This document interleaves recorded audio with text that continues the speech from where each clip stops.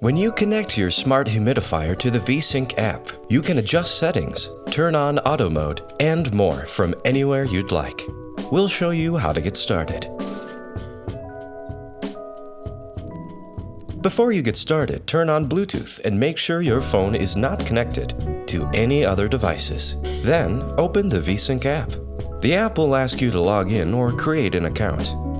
On the home screen, tap the plus sign. Select Air Quality Products and look for your humidifier. Make sure the humidifier is plugged in and turned on. When VeSync prompts you, press and hold the Wi-Fi button for 5 seconds. The Wi-Fi indicator will blink and VeSync will begin connecting to your humidifier. To complete the connection, sign in to your Wi-Fi network.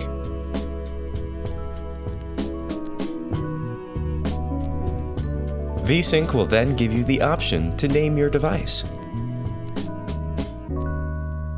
Once you're connected, you can access your smart humidifier whenever you need it.